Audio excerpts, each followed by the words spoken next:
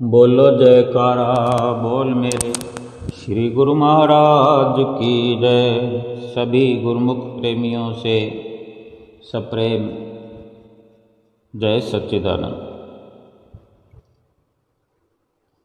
एक कोई निर्धन व्यक्ति मगर विद्वान,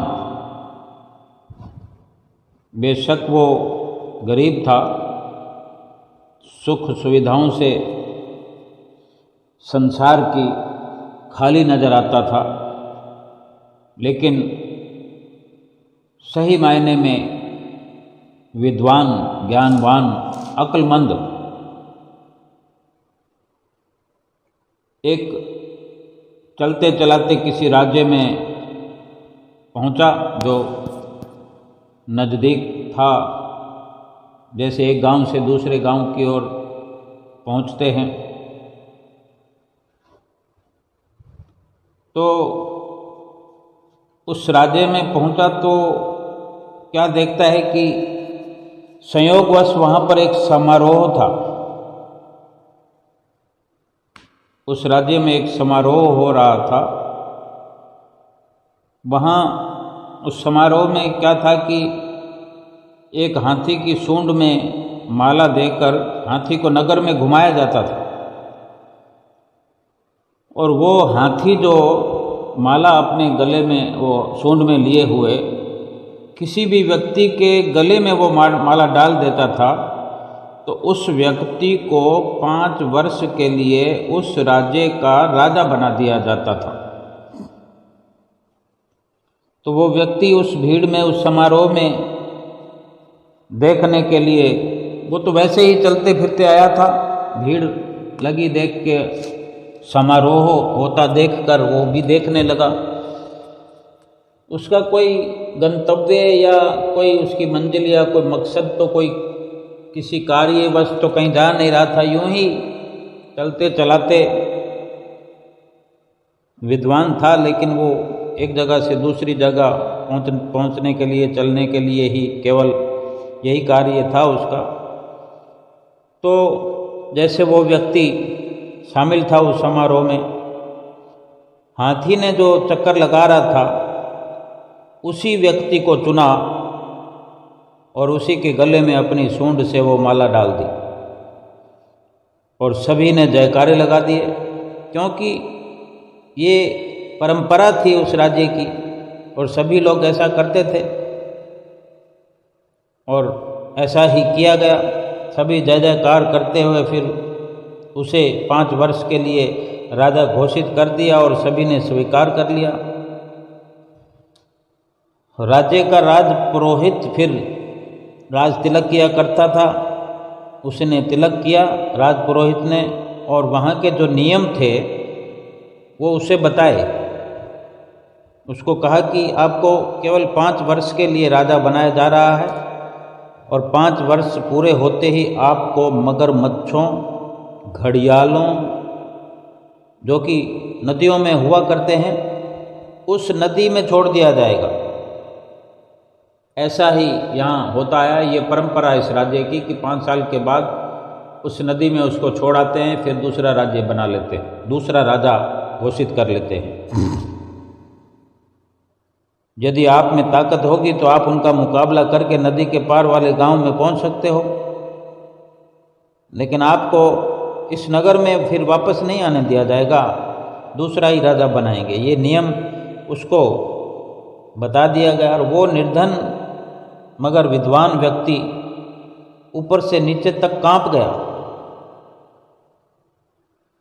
कि ये राजा बनना ऐसा संयोग है, ये तो बहुत अच्छा है, लेकिन इस प्रकार नदी में डाल देना, किसी को छोड़ देना जहाँ पर मगरमच्छ और घड़ियाल, बड़े बड़े ये जीव जंतु जो एक बार में ही मुंह खोलकर पूरे इंसान को निगल लेते हैं, ऐसा वियोग, ये कैसा समारोह है। उसने 5 वर्ष तक विद्वता पूर्वक यानी बड़ी अपनी सूझबूझ से वहाँ राज्य किया। 5 वर्ष में क्या किया, राज्य की जो संचालन प्रक्रिया होती है उसने अपने नज़रिए से, अपनी सोच से, अपने पूरे मनोयोग से निभाया और इस प्रकार केवल राज्य पर राज नहीं किया बल्कि लोगों के दिलों पर भी राज्य करने लगा। जनता ने ऐसा प्रजावत्सल राज्य कभी देखा नहीं था। 5 वर्ष पूर्ण हुए, नियम अनुसार राजा को फिर से उसी हाथी पर बैठकर जुलूस निकाला गया। तो क्या देखने में आया कि लोगों की आंखों से आंसुओं की झड़ी लग गई। नदी के तट पर पहुंचकर राजा को हाथी से उतारा गया। राज पुरोहित ने कहा कि अब आप नदी पार करके दूसरी ओर जा सकते हैं।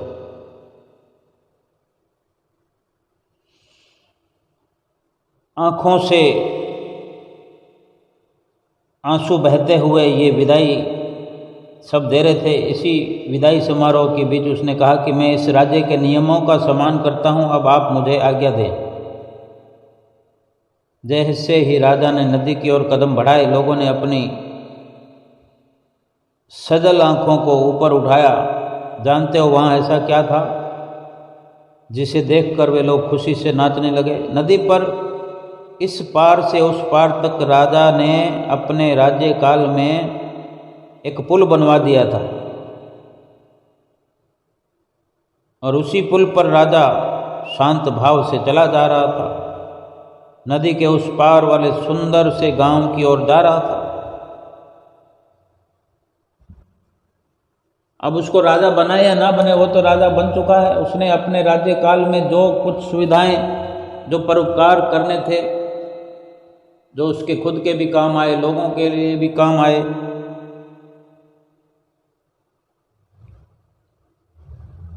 अगर वो इस सूझबूझ से कार्य नहीं करता तो आज वो पुल पर नहीं जा रहा होता। उसको पहले दिन से बता दिया गया था कि मगरमच्छ और घड़ियाल होते हैं उस नदी में, नदी पार करके जाना पड़ेगा। तो वो उस नदी को पार करने में चाहे जैसे सक्षम हो सकता था, उन घड़ियालों और मगरमच्छों का सामना करके अगर जा पाता तभी सुरक्षित दूसरे गांव में पहुंचता। लेकिन ये पुल बना देना, ये भी मगरमच्छों से मुकाबला करने के बराबर है और ये अति उत्तम रास्ता है। ये दृष्टांत हो सकता है, हकीकत हो सकती है, लेकिन हमारी हकीकत से इसको अगर जोड़ा गया है तो हम विचार करें कि हमारे साथ कुछ ऐसा ही हो रहा है, जैसे कि हमें भी तो एक निश्चित समय के लिए श्वासों की अनमोल पूंजी देकर इस अमूल्य जीवन की बागडोर सौंपी गई है। हमें अपने आप का एक राजा ही बनाकर दिया है, भेजा है। हम भी अपने अपने क्षेत्र के, अपने घर के, अपने विचारों के, अपनी सोच के राजा ही हैं। हम अपने अधिकार क्षेत्र के राजा हैं। यानी जीवन में हम चाहे 5 साल या इस प्रकार से हमें निश्चिंत करके नहीं भेजा है, कुछ अलग हटकर है, लेकिन कुछ ऐसा ही है कि हमें जब यहाँ से जाना होगा तो मुकाबला तो हमें करना ही है। भाव सागर से पार होना पड़ेगा हमें। उसको कैसे पार करना है ये तो हमें बताया ही है कि भवसागर को पार करना बहुत मुश्किल है। अब उसको पार करने के लिए हमने अगर अपना यत्न खोज लिया है तो ठीक है। यानी इतनी विद्वत्ता हमारे भीतर होनी चाहिए। आज के हर इंसान को इतना विद्वान होना चाहिए। अमीर होना जरूरी नहीं है। जरूरी यह है कि हमने भव के सागर को पार कैसे करना है, कर पाएंगे कि नहीं। क्या हम अपने लिए भाव पार करने के लिए क्या हम इस सागर पर पुल बना पाएंगे? वो पुल क्या है? समय पूरा होने पर दूसरे लोक में तो हमें जाना ही पड़ेगा। समय होते ही हम इस लोक से परलोक या भवसागर के उस पार वाले लोक में कह सकते हैं जाना पड़ेगा, और जहाँ से फिर हमें इस राज्य में आने की आज्ञा नहीं है। पुल यदि हमने धर्म का, ध्यान का नहीं बनाया, ध्यान के सहारे, भजन भक्ति के सहारे, सुमरन के सहारे जो सारी समझाइश, सारी हिदायतें, सारे तौर तरीके, सारी युक्तियाँ वक़्त के संत सतगुरु से मिलती हैं, ये इशारे मिलते हैं, शिक्षा मिलती है, उनकी देख रेख में, उनकी चरण शरण को अपना करके ये हमने शिक्षा लेकर के हमने ये ध्यान का मार्ग नहीं अपनाया, भजन सुमरन का, भक्ति का ये रास्ता नहीं अपनाया, तो घड़ियालों और मगरमच्छों से भरे हुए नरकों में फिर हमारी जीवात्मा को भेजा जाएगा। और जीवात्मा यही मगरमच्छों का ग्रास बनकर, यानी जन्म दर जन्म फिर भटकते हुए दुख और यातनाएं सहन करेगी। और अगर हम शांत भाव से भवसागर के उस पार वाले लोक में जाना चाहते हैं, भव से पार होना चाहते हैं, तो अभी से,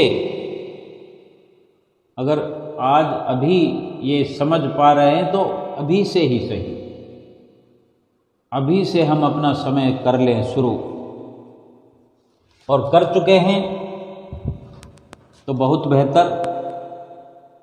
जब भी भेजा जाएगा हम तैयार हैं, हमने पुल बना रखा है, हमें कोई आपत्ति नहीं है। हमें अभी से तो शुरुआत कर ही देनी चाहिए, क्योंकि फिर कब किस वक़्त इशारा हो जाए, कब हमारी आयु पूरी हो जाए और जाना पड़े। और एक प्रकार से हमें जैसे भी निश्चिंतता हो,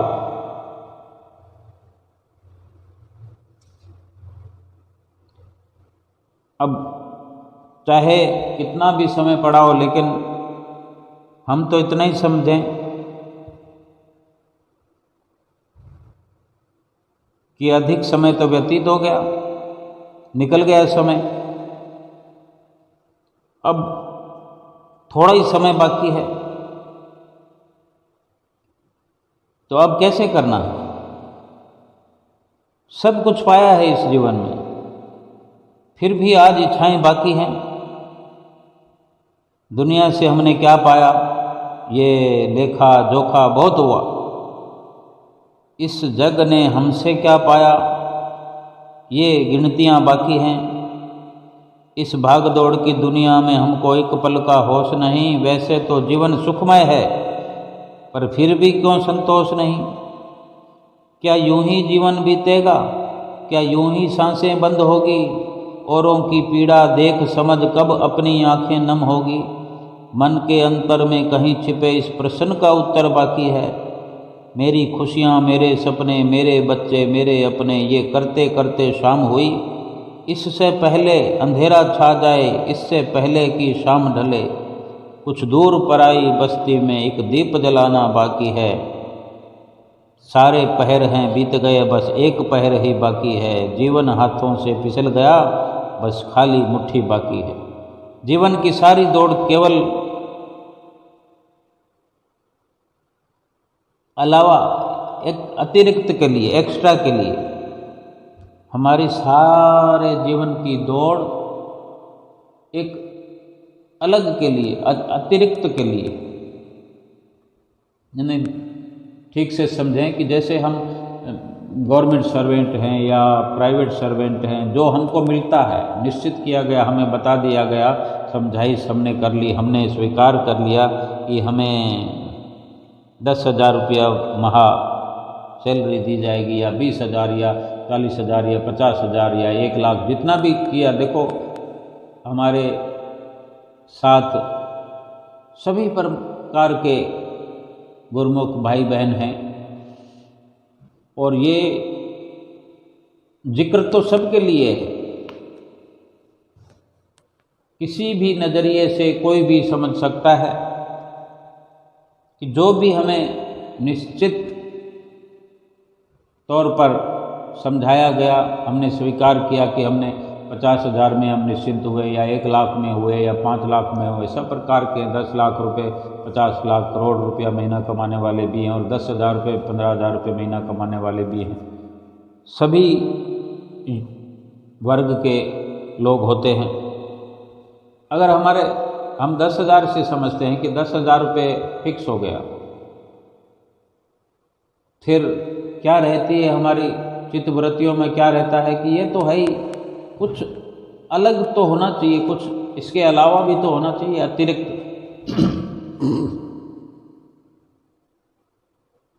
अब जब हम निश्चित करते हैं तो उस वक्त तो सोचते हैं कि शुरू तो हो, इसने में काम चलाएंगे, कुछ मिल तो जाए, व्यवस्था हो तो जाए। जब हो जाती है फिर सोचते हैं कि कुछ अलग हो जाए, अतिरिक्त तो कुछ होना ही चाहिए। फिर उसी की दौड़ धूप में लग जाते हैं। फिर अतिरिक्त मिल जाए तो फिर थोड़ा और अतिरिक्त, ये इस महीने तो इतना अतिरिक्त हुआ, अगले महीने में कुछ और अतिरिक्त हो जाए।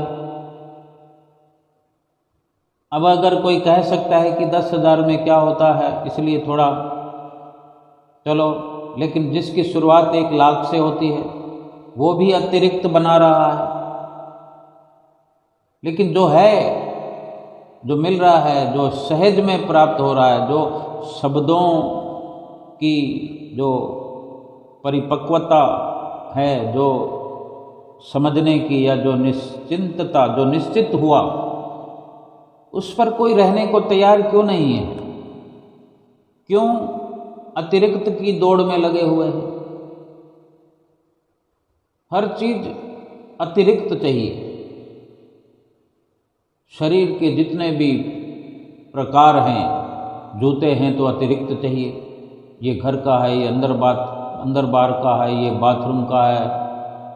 कपड़े भी अतिरिक्त से अतिरिक्त चाहिए कि ये तो पहन चुके, अब कोई और अतिरिक्त चाहिए। सोना गहना भी अतिरिक्त चाहिए। भजन भक्ति क्यों अतिरिक्त नहीं चाहिए? भगवान का भजन स्मरण करने के लिए अतिरिक्त के बारे में क्यों नहीं सोचते? वो इसलिए कि हमें सांसारिक जो अतिरिक्त के लिए भाग दौड़ कर रखी है, उसके बाद फिर कुछ अतिरिक्त तो क्या, जो वाजिब तौर पर ज़रूरत है उसका भी समय नहीं मिलता।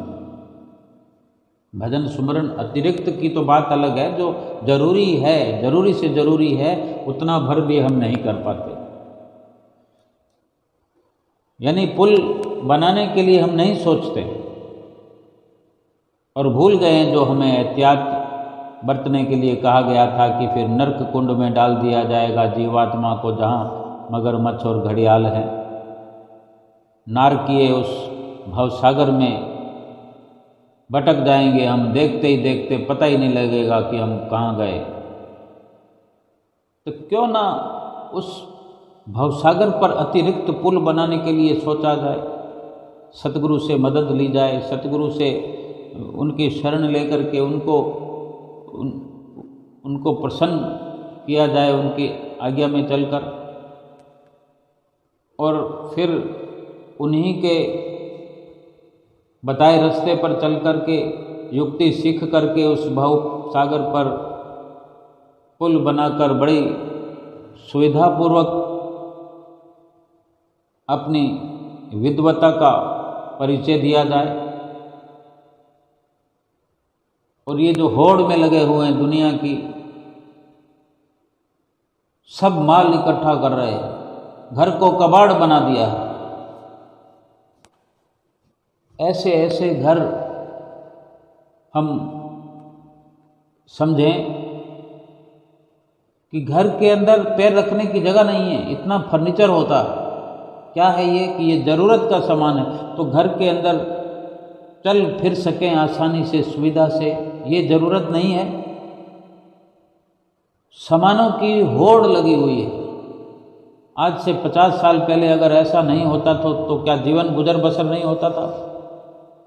होड़ ये लगी हुई है कि उसके पास है तो मेरे पास क्यों नहीं है। इसी जदोजहद में हम लुढ़कते हुए चले जा रहे हैं, उस भव के सागर में हिचकोले खाने के लिए तैयार है। आज नहीं तो कल पहुंचा दिए जाएंगे वहां पर। मोहताज हो गए हैं उन सामानों को इकट्ठा करने के लिए। ऐसा नहीं है कि सामानों को हम इस्तेमाल कर पा रहे हैं। क्या जितने कपड़े हमारे पास हैं सबको पहन पा रहे हैं? उन कपड़ों को उथल पुथल भी हम कर पा रहे हैं? अलमारियां भरी पड़ी है, इतने कपड़े हैं कि उनको ठीक से गिन भी नहीं पा रहे। क्या फायदा ऐसी वस्तुओं का, ऐसी सामानों का जिनकी हिफाजत भी नहीं कर सके हम।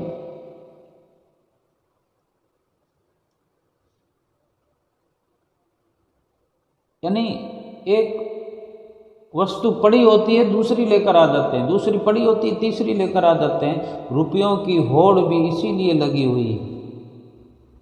किसी भी प्रकार से रुपया अधिक से अधिक बढ़ता रहे, फिर उसमें न तो झूठ का हमें अंदाज़ा है, न छल का, न कपट का।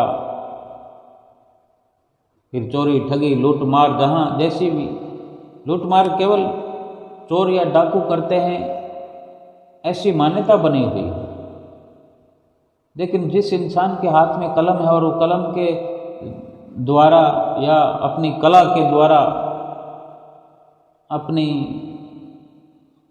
जो ईमानदारी की कार्य कुशल कमाई है उससे अधिक वो कला दिखाकर अगर ले जा रहा है तो कहीं ना कहीं वो लूटमार नहीं है। जहाँ जिसको अवसर मिलता है और अवसर का वो लाभ समझ करके ये कार्य कर रहा है, जिसमें झूठ भी बोलना पड़ता है, जिसको कपट भी कहा जाता है, जिसको छल भी कहा जाता है, ठगी भी कही जाती है। तो ये लूटमार चोर या डाकू से अलग थोड़ी है। वही तो हुआ। अगर ईमानदारी पर हम कायम हो जाएं, थोड़े में गुजारा चलता है, थोड़े से थोड़े में भी चलता है और चला रहे हैं। हमें अगर 1 लाख की सैलरी पर भी संतोष करना पड़ गया, शुरुआत हो गई है, तो फिर उस पर संतोष क्यों नहीं होता? क्यों फिर अतिरिक्त कमाने की होड़ में लग जाते हैं और फिर समय नहीं निकाल पाते अपने ही भव पार करने के लिए? कोई भगवान के नाम का पुल बना दे, अपने लिए ही सही, अपने लिए ही। और हम तो लगे हुए हैं अपने लिए। वो अपने लिए है कि ये अपने लिए है? जो संसारिक स्तर पर हम अपना अपना अपना कर रहे हैं, ये अपने लिए करना है, ये अपने लिए करना है, वो अपने लिए किया हुआ क्या काम आएगा? आज बहुत से अगर अपने भीतर हम अनुमान लगाएं कि अपने लिए हमने क्या किया, जो भी अपने लिए किया वो अपने पास है। अभी तो हम जिंदा हैं। जो भी हमने अपने लिए किया, चाहे ईमानदारी से किया हो, क्या वो अपने लिए अभी है? अभी का अभी भी हमारे पास नहीं है, तो फिर ये आगे अगर अभी अपने पास हो भी सही, अपने लिए साबित हो भी रहा हो, तो ये कब तक रहेगा? आखिर तो वो अपनापन छूट जाएगा।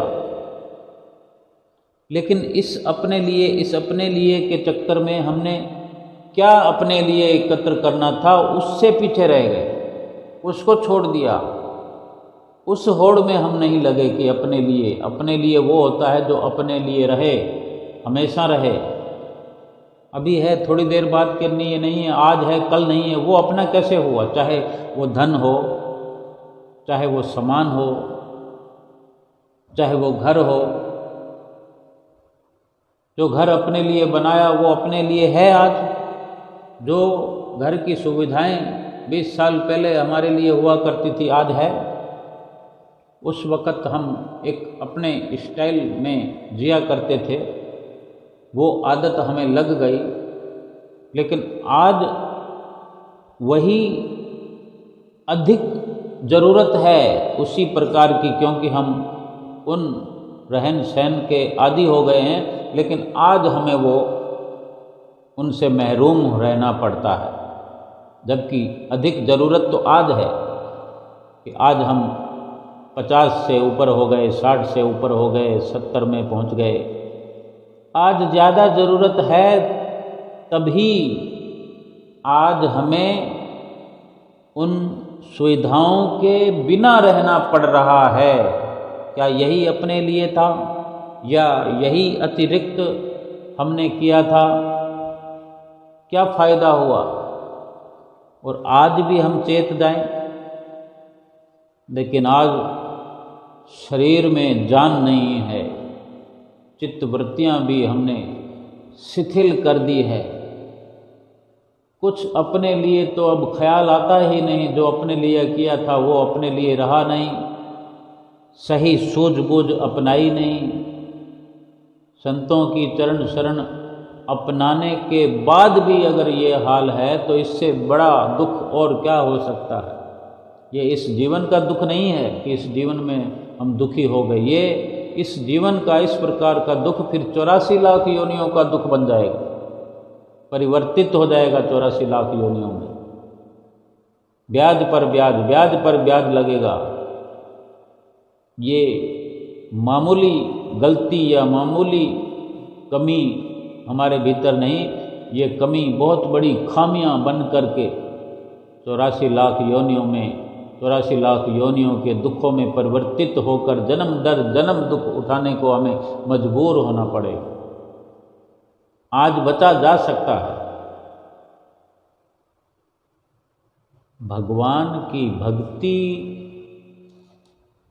जो निश्चित तौर पर है, जैसे सतगुरु से मिलन हुआ, सतगुरु की चरण शरण प्राप्त हुई और हिदायत दी गई कि ये नाम बख्शिश किया जाता है, इसको 2 घंटे भजन सुमरन करना है, इसमें आपको इतना लाभ मिलेगा। और ये 5 नियमों की पालना करनी है, इतना लाभ मिलेगा। उसमें जो लाभ दर्शाया जाता है वो जीवात्मा के लिए लाभ दर्शाया जाता है, और शरीर के लिए, तन के लिए, मन के लिए, धन के लिए अपने आप 4 चांद लगते हैं बिना चाहे।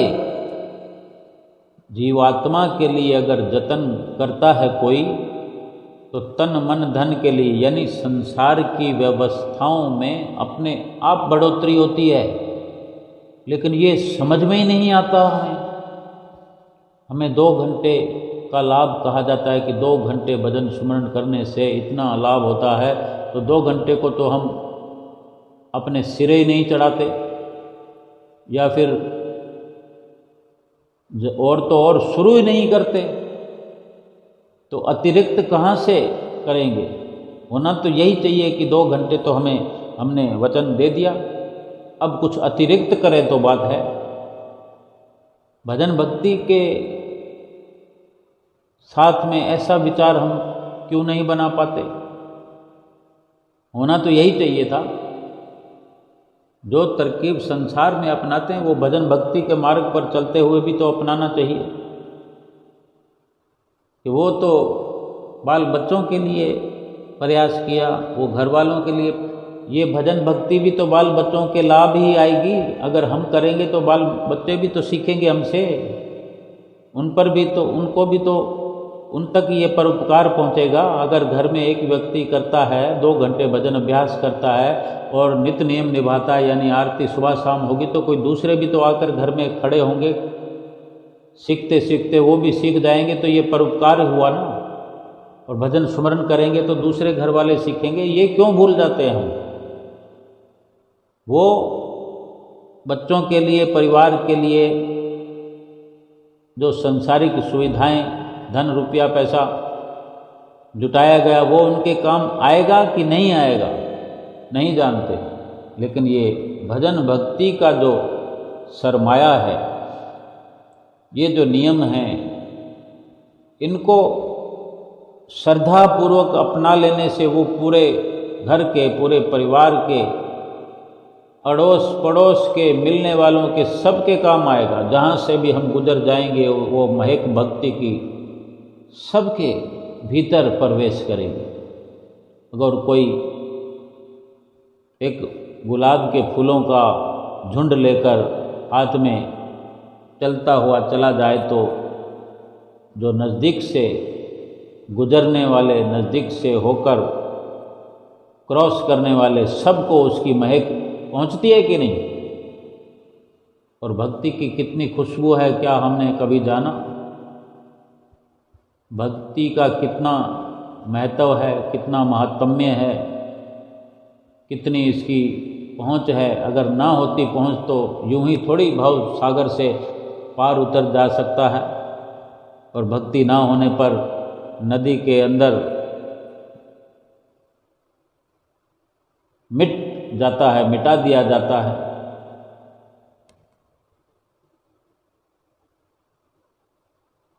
जितनी भी संसार की झिलमिल है, संसार की जो भी परंपराएं हैं, सिर पर टांग कर घूम रहे हैं। संसार की जितनी भी उपयोगिता है, जितना उपयोग में हम ला रहे हैं, इतने मोहताज बन गए हैं कि एक दिन ऐसा आएगा या आ चुका है कि वो मोहताजी हमारी पड़ी है और वो सुविधाएं हमें नहीं मिल रही। जिस घर को बनाते हैं वो घर हमारे लिए रहता नहीं है। जिस रूम को अपने लिए सजाते हैं वो रूम हमारा रहता नहीं है। हमारी आंखों के सामने ही वो धूमिल हो जाता है, छिन जाता है, परिवर्तन हो जाता है, परिवर्तित हो जाता है, किसी और के नाम अंकित हो जाता है। जगह ठिकाने बदल जाते हैं हमारे उसी घर में। आज जिनको आराम की जरूरत है, आज जिनको सुख शांति की जरूरत है, दूर दूर तक वो आराम नजर नहीं आता। सोचा था कि एक दिन बैठ करके आराम से समय व्यतीत करेंगे, वो कहाँ है वो आराम? असल में आराम संसारिकता में, संसार के विचारों में, संसार की दिनचर्या में, संसार की परंपराओं में आराम है ही नहीं। अगर आराम इस संसार में मिल सकता है तो वो भजन भक्ति से मिल सकता है, क्योंकि भजन भक्ति करने से जो युक्ति प्राप्त होती है संतों महापुरुषों से, वो तरकीब प्राप्त होती है। जो भजन भक्ति करने से, जो भजन भक्ति के अंदर शक्ति है, जो भगवान का प्रसाद जिस भक्ति के अंदर भरपूर है, उस भक्ति से ही सुख, आराम, शांति और आनंद की किरणें फूटती हैं, निकलती हैं, जो हमें रोशन करते हुए हमारे आसपास में भटकने वालों, अपने पास रहने वालों तक भी वो भक्ति की निकली हुई किरणें सुख, शांति और आनंद की, उनको भी सराबोर करती है। अगर आज भी थोड़ा भी हमारे भीतर में ये विचार पुख्ता होता है कि भक्ति में सुख है, ऐसा विश्वास होता है, ऐसी श्रद्धा उपजती है, तो लग जाए, बड़े जोशो खरोश से, हिम्मत से, ताकत से झोंक दें। शरीर में ताकत नहीं है तो शरीर की ताकत जरूरी नहीं है कि बड़े बड़े पत्थर नहीं उठाने। भक्ति करने के लिए बड़े बड़े पत्थर उठाने की जरूरत नहीं है। वक्त रहते, वक्त के अनुसार वो अवसर भी आता है जब बड़े बड़े पत्थर उठाने की व्यवस्था होती है। लेकिन अगर कोई नहीं उठा सकता है तो ये जरूरी भी नहीं कि अगर शरीर में ताकत नहीं है तो वो भक्ति नहीं कर सकता। अगर कोई चल फिर नहीं सकता तो वो भक्ति नहीं कर सकता। ये धारणा गलत है। जहाँ पर बैठे हैं एक पुख्ता विचार के साथ, एक कनेक्शन, एक अटैचमेंट सतगुरु से नाम की बख्शिश मिली हुई है। सतगुरु अगर स्वरूप में, तस्वीर रूप में हमारे सामने, हमारे पास में है, और इतना भर नहीं तो हमारे मोबाइल के भीतर ही हैं, वो भी नहीं है तो हम अपनी चित्तवृत्तियों में बसा सकते हैं। क्योंकि एक अटैचमेंट तो हमें दे दिया गया है, जब से शब्द रूप के साथ हमें जोड़ दिया गया है। उसको संभालने की ज़रूरत है कि कहीं से वो जो अटैचमेंट है, वो जो धागा जुड़ा हुआ है, कहीं से वो कमज़ोर तो नहीं हो रहा या टूट तो नहीं गया। उस बंधन को मजबूत करने की ज़रूरत है। और फिर लग जाए, शरीर कमज़ोर है तो शरीर को कोई दुख थोड़ी हो रहा। अगर किसी को नाम जपना है या सतगुरु को याद करना है, सतगुरु का ध्यान करना है, जोर थोड़ी लगाना है। श्वास तो जैसे ले रहे हैं वैसे ही लेना है, और थोड़ा सा उसको जोश और खरोश से उसमें अगर जान डाल दें हम, तो उससे क्या फ़र्क पड़ जाएगा? शरीर में कमज़ोरी थोड़ी आ जाएगी। श्वास तो हम वैसे ही ले रहे हैं, लेकिन अब श्वास हम सतगुरु के नाम में जोड़ करके, शब्द के साथ जोड़कर फिर उन्हीं श्वासों को खर्च करना है। अब तक यूं ही श्वास ले रहे थे और अब श्वास लेखे में पड़ने लगेंगे, उनकी कीमत होने लगेगी। चित्तवृत्तियों में वो शब्द शामिल करते हुए, चित्तवृत्तियां उस शब्द में लगाते हो, उस नाम में लगाते हो, उस ध्यान में लगे रहें। खुली आंखों में क्या, बंद आंखों में क्या, सो करके क्या, बैठ करके क्या, जितना बैठ सकते हैं थोड़ा सा जुगत लगा लें, थोड़ा सा प्रयास करते हुए। जो ऊर्जा है, हम देखो, हम कितना भी चाहे कमज़ोर हों, उठकर बैठकर खाना खाते हैं, चल फिरकर घर घर में तो घूमते हैं, बाहर भी चले जाते हैं। अगर कोई इससे भी ज़्यादा दुविधा में है तो सो करके भी भक्ति होती है। नहीं चल फिर सकते तो फिर भी भक्ति होती है। ये श्वासों का सुमरन है। अगर बोल नहीं सकते तो सुमरन तो श्वासों से करना है। युक्ति सतगुरु ने बताई है, बता रहे हैं, बताए जा रहे हैं। एक सतगुरु तो संसार में है जो निःशुल्क भव सागर से पार होने की युक्ति बताते हैं, बताते रहते हैं। और सीखने वाले गुरुमुख प्रेमी सीखते हैं, सीखते ही चले जाते हैं, उम्र भर अंतिम श्वास तक सीखते रहते हैं। और सतगुरु के वचनों पर, उनके आदेशों पर चलते हुए, उनका पालन करते हुए भजन सुमरन करने की हद कर देते हैं। और भव से पार होने के लिए फिर कोई दुविधा आगे नहीं आती। जिसके पास टिकट है उसके लिए क्या दुविधा है? उसको केवल समय पर पहुंचना है, उसको समय याद रखना है, उसको केवल उतना सफ़र करना है। लेकिन ये भवसागर पार करने के लिए किसी सड़क पर, बाई रोड, हाईवे पर कहीं नहीं जाना, गली में भी जाने की जरूरत नहीं है। भवसागर तो घर बैठे बैठे ही पार हुआ जाता है चित्तवृत्तियों के द्वारा। चित्तवृत्तियाँ भगवान नाम के साथ जुड़ी हुई हैं, तो भवसागर पहुँचने के लिए तो जीवात्मा हर पल अपने परमात्मा से एकाकार होते होते एकाकार हो जाएगी। फिर इस शरीर को तो कहीं ना ले जाना है, ना कहीं जाना है।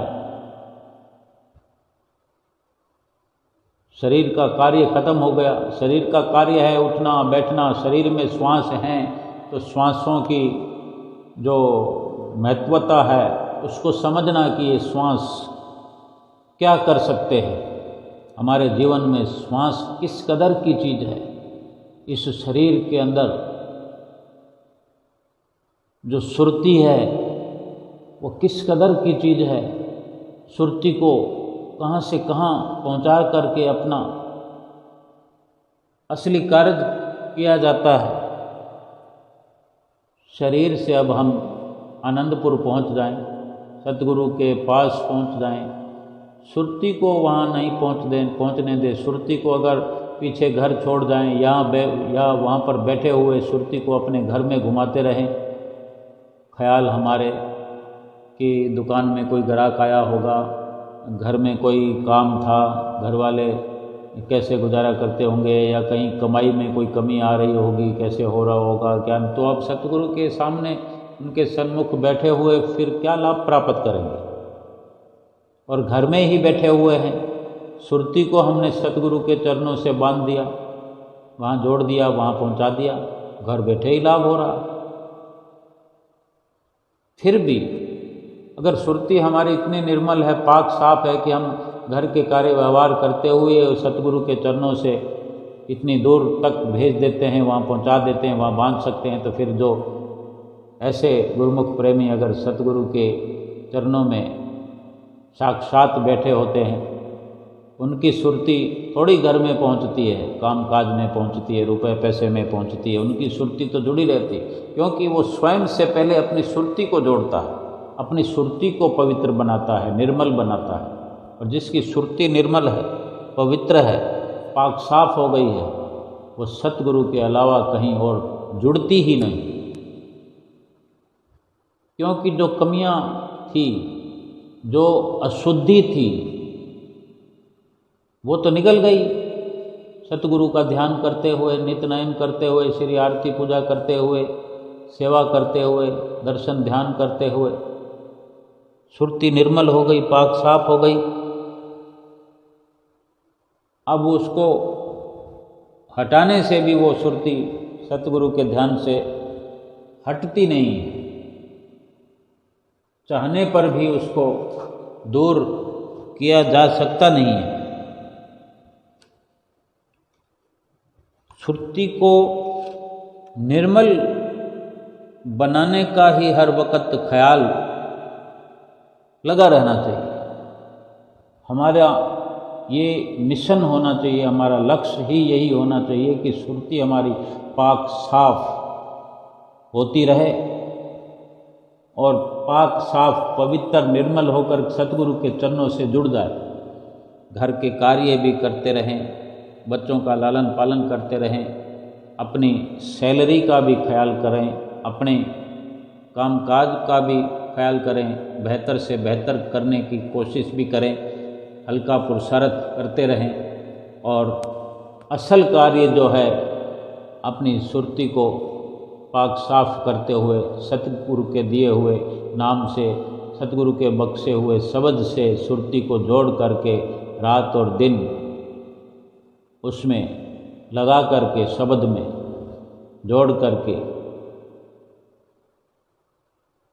सुमरन करते हुए, श्वासों के साथ शब्द सुरत शब्द का योग करते हुए इस प्रकार जीवन अपना बन जाए कि हर वक्त अपने इष्ट देव मालिक सतगुरु का ध्यान चित्त में बना रहे। अपने भीतर जीवात्मा पाक साफ होकर जो पाप कर्मों से बोझिल है, वो पाप कर्मों से बरी होकर, पाप कर्मों से खाली होकर नित्य निरंतर अपने परमपिता परमेश्वर से एकाकार करने की होड़ में सफल प्रयास करते हुए ये बाजी जीत ले जीवात्मा परम पिता परमेश्वर से मिल जाए, एकाकार हो जाए। ये चित्तवृत्तियाँ पाक साफ हुई, ये जीवात्मा को अवसर दिला सकती है। जीवात्मा चिरकाल से जन्म दर जन्म दुख उठाते हुए इस मनुष्य जीवन में इसी ख्वाहिश से, इसी फरियाद को लेकर के आई है कि ये मनुष्य जीवन जो है ये अंतिम जन्म हो जाए, इसके बाद फिर जीवात्मा को जन्म ही न लेना पड़े। और ऐसा ही सतगुरु की कृपा से मुमकिन हो जाता है, संभव हो पाता है। सतगुरु अपनी प्रसन्नता में लेकर गुरुमुखों को, प्रेमियों को ये शुभ अवसर प्रदान करते हैं और सदा सदा के लिए अपने चरणों में जीवात्मा को विश्राम देते हैं। बोलो जयकारा बोल मेरे श्री गुरु महाराज की जय।